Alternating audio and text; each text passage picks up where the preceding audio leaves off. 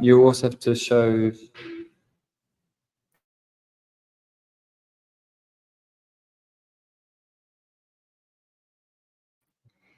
Hi everyone, and thanks for joining. We're just a little bit late, getting things ready, having some technical difficulties, but it's good to be back for another community call on the 1st of February.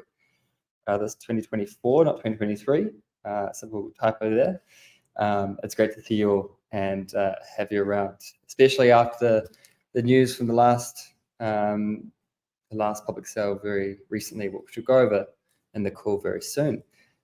This time we've started to do things a little bit differently. We've been running these community calls for a long time now, and we thought now's a good opportunity to just change the structure. So we're going to dive right into it. And we're going to talk about, of course, the big thing that happened earlier this week, which is the public sale. Yes, it's sold out at a ridiculous time. In fact, it's sold out in less than 2 hours for the public pool. We had a little bit left in the guarantee allocation, but within 2 hours, essentially, the vast majority of almost $5 million worth of SQT was sold. That's about 4%, a little bit over 4% of our circulating supply. And it's a great day where that happens. So we're very happy to see that. We're all sitting in the office here watching the sale go through. Thanks for bearing with us through the technical difficulties. One of the big challenges of dealing with a sale when there's 10,000 people trying to log on and access it at the exact same time, it's very difficult to ensure that there's no load issues there. So our partner that we use for the sale platform promised us that it would deal with the load. As you all know, it had some issues at the brief start, but of course, I'm sure you're aware that we to fix those issues. The queue took a bit of a while to get through, but we know that most people got through within an hour and a half, and that is life. That is what happens with these live public sales. So although we had some technical issues at the start, and it was suddenly like we pressed go at 8 a.m. UTC, and suddenly everything collapsed, we got it back online, and we managed to carry on. So thanks for holding back. Thanks for being patient, and thanks for waiting. And we're very happy that many people got involved. And talking about the numbers, right? We did some analysis of the numbers earlier today. Almost 3,000 contributors, individual contributors, participated in the sale.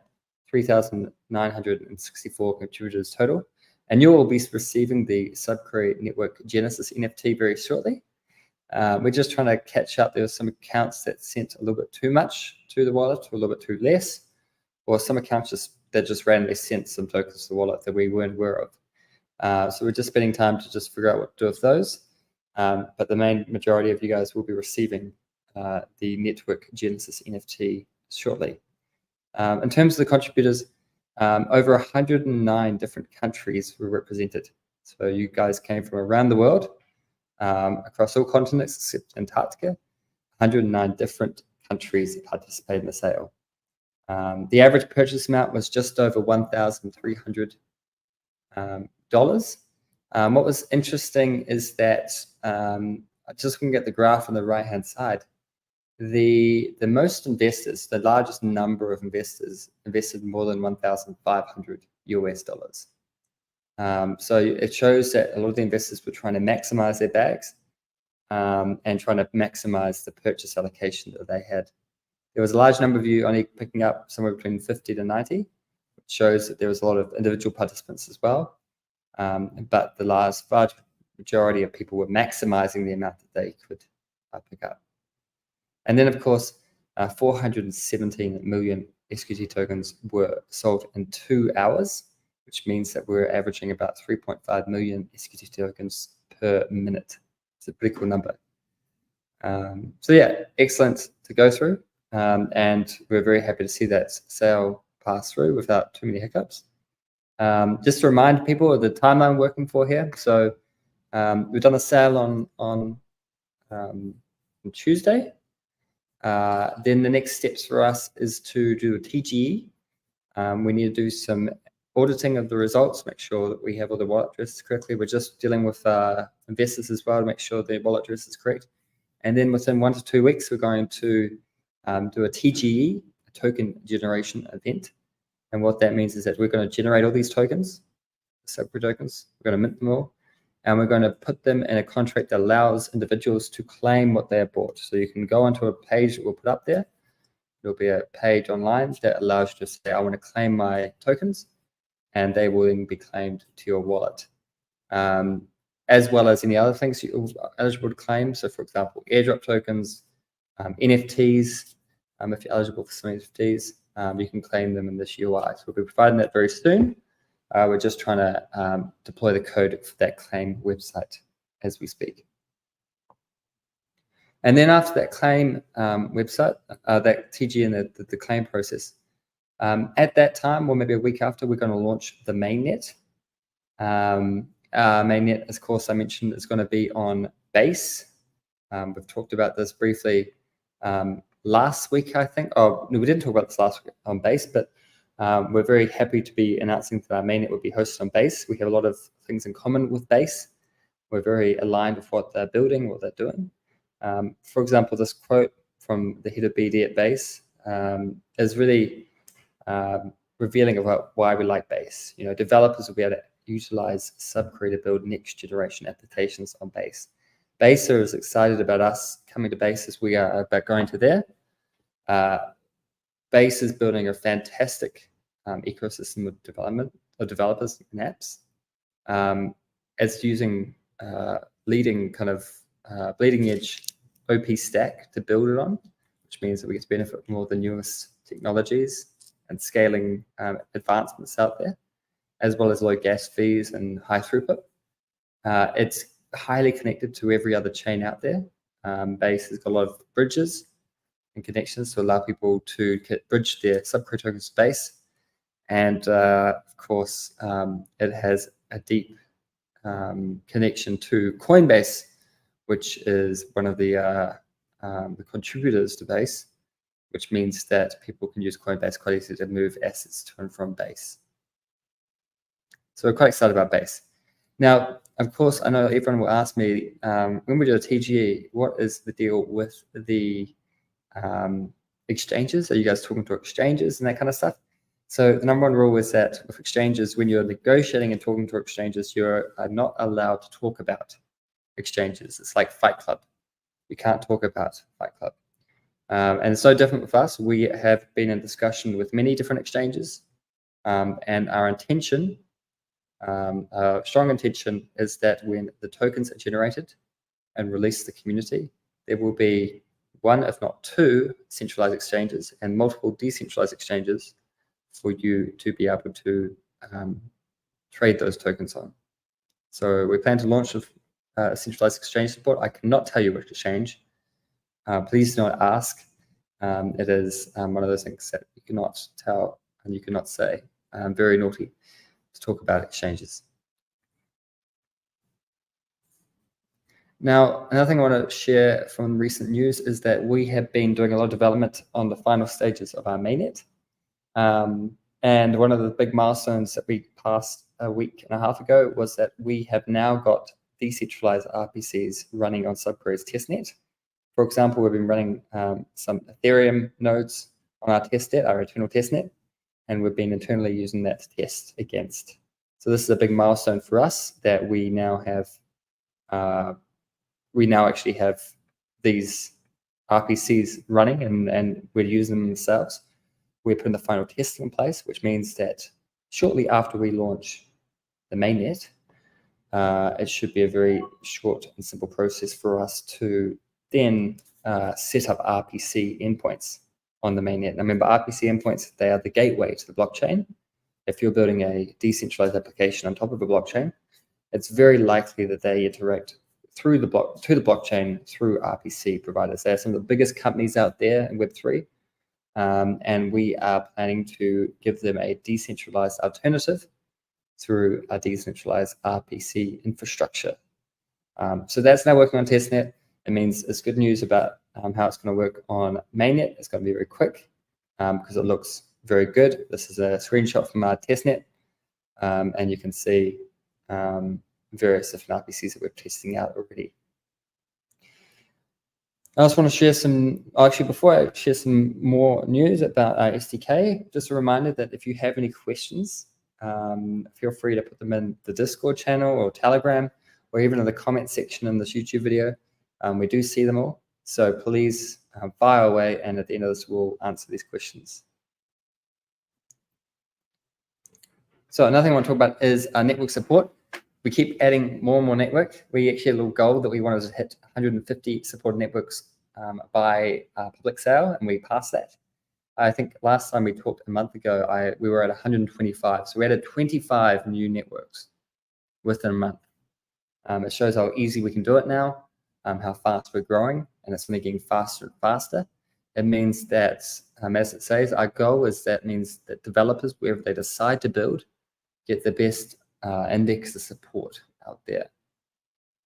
So we support pretty much any chain. We've been rapidly expanding more. Some of the main ones that we talked about this last month were Oasis, Dimension, Celestia, Metis, and of course Phantom. And we've been running workshops with some of these. There's many more that's not mentioned here that we'll get to over the coming weeks as we do announcements around them.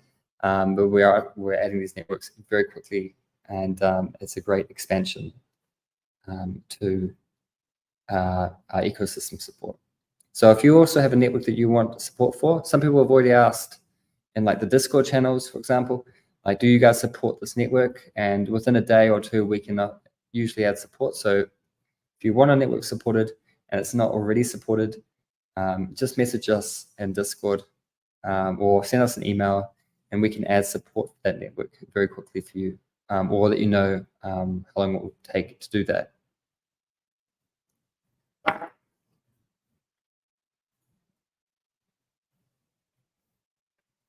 Now let's switch gears a bit to the community building side of things. So we have been running our airdrop program called the SubQuery Seekers 50 million SQT community challenge for some time now. It's been a while, up I think for about 2 months now. We launched, I think, no, less than 2 months actually, just under a month. We launched it just after New Year. It is one of our biggest airdrop challenges out there. It's a chance for our community to get their hands on a part of 50 million SQT. And the great news is that it's already at 200,000 participants. It's still growing. It well exceeded our expectations for the number of participants in this challenge. We're thinking somewhere around a 10th of that, but it seems like the community really love airdrop challenges. So keep signing up, keep referring people.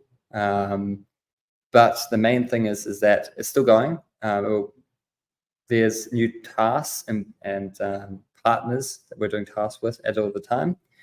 For example, most recently we added a new challenge to make a transaction with USDC on Base network, and also to make a transaction on Metis Andromeda.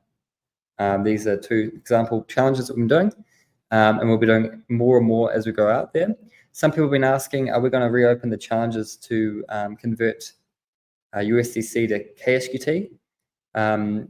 No, from our perspective, we've closed that swap mechanism for a reason, and that's because we need to be able to understand the amount of KSQT out there in circulation, so we can do the tokenomics of our network correctly, so we're not underestimating that amount. So we've closed the USDC to KSQT swap direction, but you can still swap your KSQT back to USDC.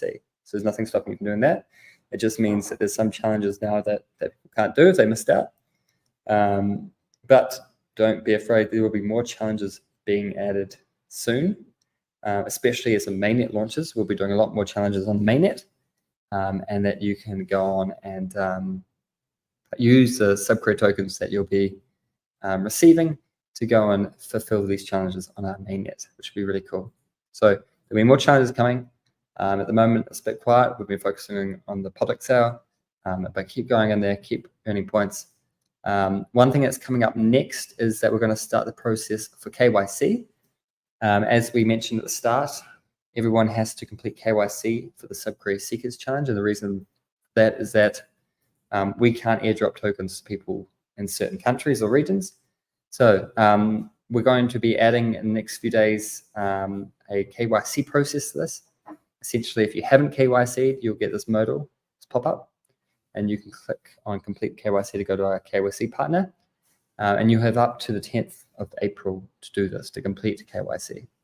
And at the end of that period, if you haven't completed KYC, you won't be counted, you won't receive any airdrops, but also you won't be counted as a referee for any referrals that people have got that include you.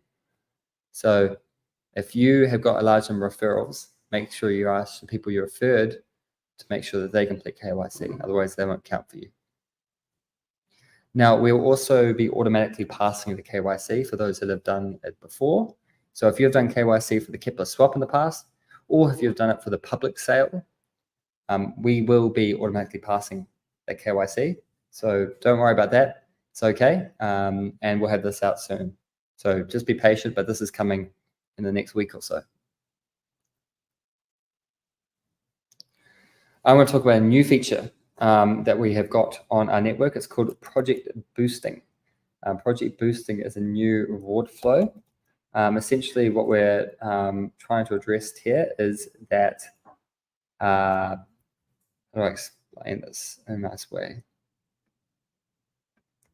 So consumer boosting is to allow consumers an alternative way to pay for projects. So in many cases, some projects are public good projects. So for example, the Kepler network app, which you use to interact with Kepler, is a public good project. There's no single person that should pay for it, but it's really useful to have and run.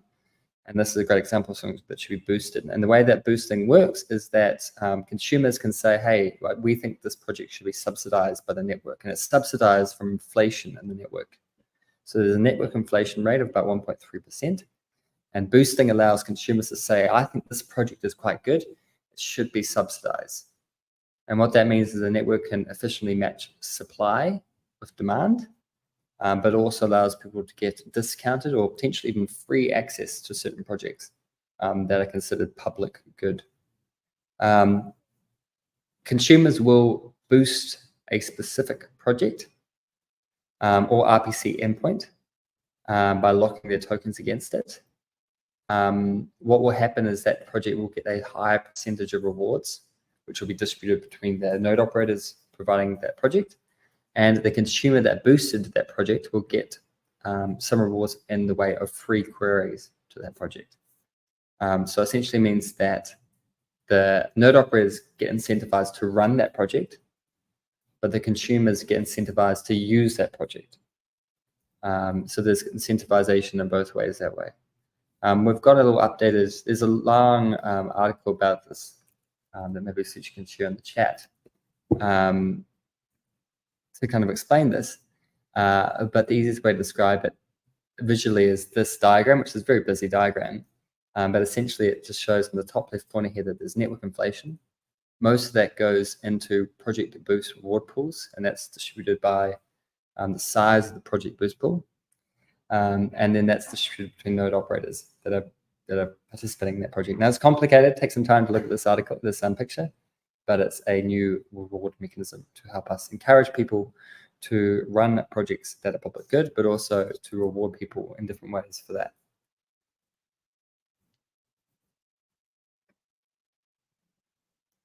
All right, let's take a quick break here to talk about Zeely code word. I know some of you guys will be on Zeely and doing Quest right now. This is the code word. It's next stop TGE, next stop TGE, all in one word, and not case sensitive. So you just write lowercase if you want, but next stop TGE.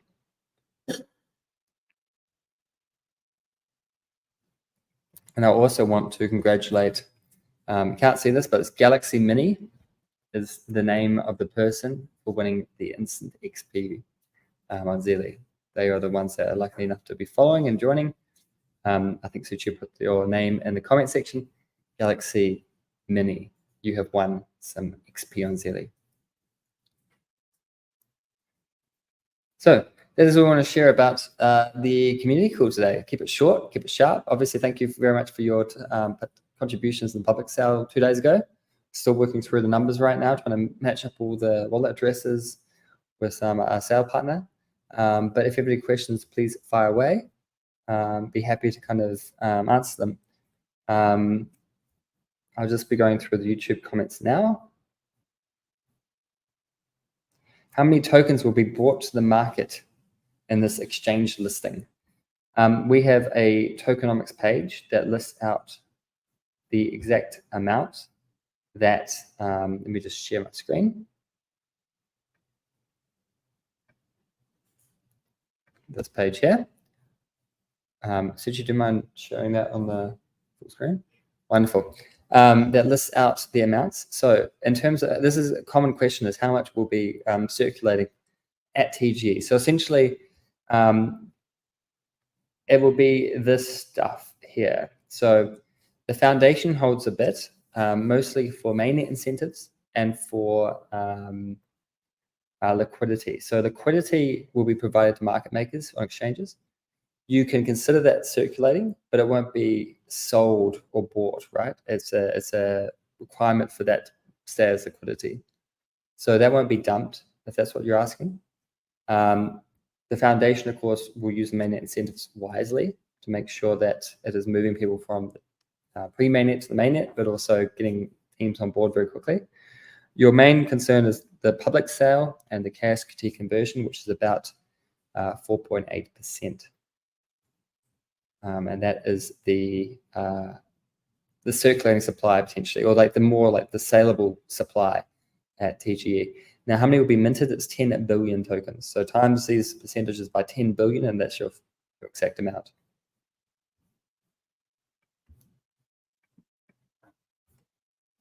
Another question.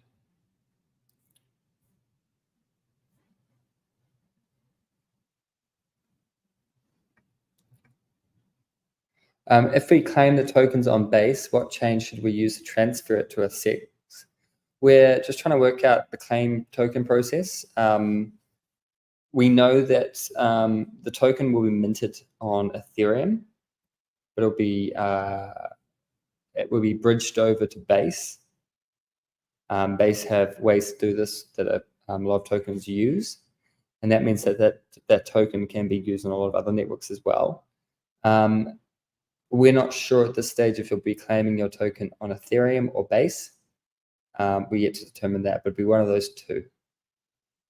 Now, we would like, if we do this centralized exchange, it will be likely allowing us to deposit it through Base or Ethereum. We're just working through that detail as well.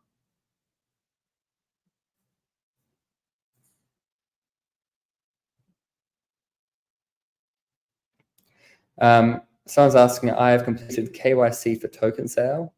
I won't need to do KYC again, right? That will be correct. If your wallet address matches what you've done KYC for the token sale, then correct. You won't need to do KYC again. If the wallet address does not match what you've KYC'd for in the token sale, then you will have to do it again. Is it still possible to participate in the distribution of airdrop? Absolutely, it's still possible. Seekers Challenge is open to the 10th of April. Got plenty of time. There'll be lots of mainnet challenges up there once the mainnet launches. So yes, a lot of time left to participate in the Seekers Challenge.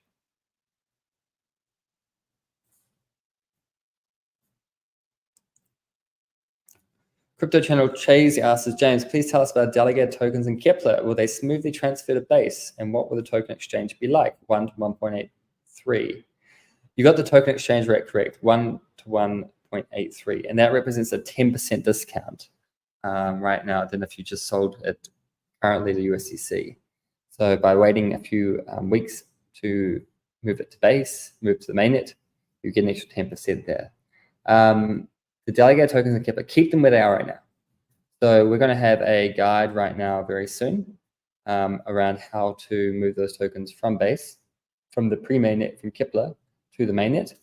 Our team is just working on a guide right there. Essentially, we'll have a phased week or so to migrate. And what we'll do is we'll update all the, at the moment, for example, if you're a delegator, if you want to withdraw your tokens, you have to go through, I think, a 1 week unlocking period where you can't touch those tokens for a week. When we get to this phase, this migration day, we will probably remove that unlocking period. We'll make that 0. And just to make it as easy as possible for you to be able to move your delegated tokens from Kepler to Base. We're also working on a UX to make that process very easy. There'll be like a swap process where you can like swap and convert, and there'll be checkboxes to make sure you've pulled everything out of any kind of like staking or delegating, and you've withdrawn all the rewards, and make sure everything's out before you move it across. We'll have all that UI up before, or hopefully around the mainnet launch. Just don't worry about that right now, but we will have that in place.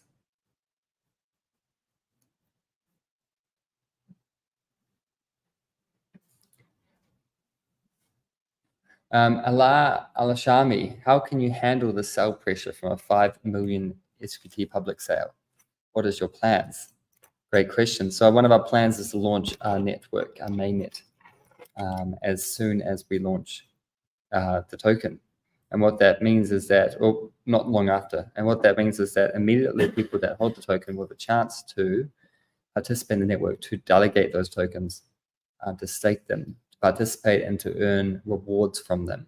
So yes, of course, some people will sell it straight away. We can't do anything about that. That is the nature of public sales and tokens. The team cannot control you or influence you in terms of what you do with your tokens. We're just trying to build the best ecosystem possible that would encourage people to stake or delegate those tokens rather than dump them.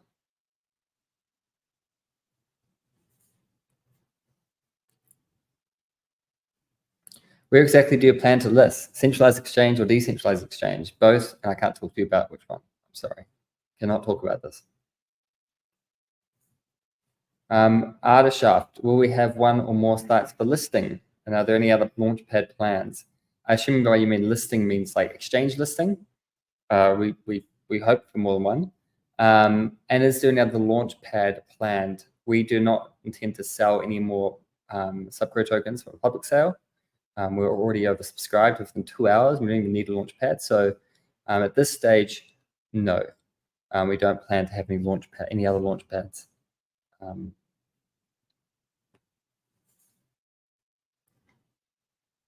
On which projects are you planning the upcoming AMA sessions with? Well, we're actually planning to do some Twitter Spaces or X Spaces with some other projects soon. Maybe some more deep in projects, especially because that's quite close to us. But those will come out very soon. And then my last question is, when will the specific date for TGE be announced? We're looking at a certain date. One of the challenges we have is that Chinese New Year is coming up. And for those that aren't based in China, but don't know how big Chinese New Year is, it basically means Southeast Asia shuts down for a week. So we're trying to work out a time around that to make sure that we're avoiding Chinese New Year. So we're looking at dates right now for the TGA, and we hopefully might be announcing something next week. Can we get some details about the use cases of the NFTs? Well, there are a couple of NFTs. We've given away some token voucher NFTs, which are like the 50 SQT NFTs, and they'll be able to be redeemed for real SQT later on. In terms of the SubQuery Genesis NFTs, I can't tell you any secrets about those yet, but we are looking at ways how we can give those people benefits.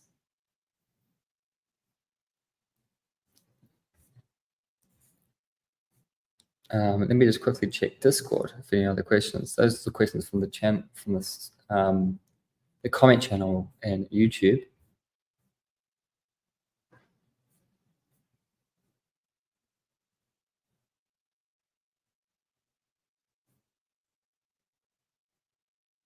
I think that's mostly it. Be careful of scams, everyone. Be careful of tokens that are randomly airdropped into your wallet. We will announce when we distribute the tokens. So if you suddenly get some weird SQT token arrive in your wallet and we haven't said anything, it could be a scam token. It could corrupt your wallet. Be very careful about it and play it safe, okay? So if you get something, let us know because we will announce a specific date and time that the SQT claim is open for the public sale. When will staking be implemented? Shortly after TG. Staking is already implemented. We've already got staking in our pre-mainnet. It's been working for a long time. So as soon as the mainnet launches, staking will be active and working. And you'll be able to start staking or delegating your tokens.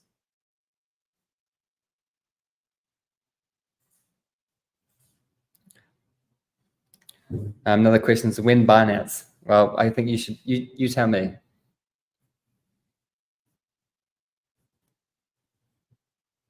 I think that's mostly all the questions, guys. Thank you very much for your time. There's a lot happening with us right now. Of course, you understand it's a very busy time this last few weeks, and this busy time has kind of continued this week. But thank you very much as well. I hope that we all, I'll talk to you again early March. We'll be having a time shortly around for the TGE, and I will have some stuff online around the process around that. But yeah, thank you for joining wherever you are in the world. It was a pleasure talking to you, and thank you for joining us on our mission. It's been a great ride, and we're super excited to be on this next step of our journey with you all. So thanks everyone, and have a good rest of your day. Bye guys.